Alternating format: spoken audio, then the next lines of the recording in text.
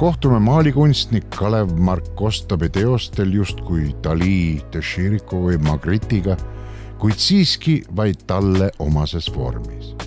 Tema tegelased räägivad universaalses keeles. Nende jututeemad ei vaibu.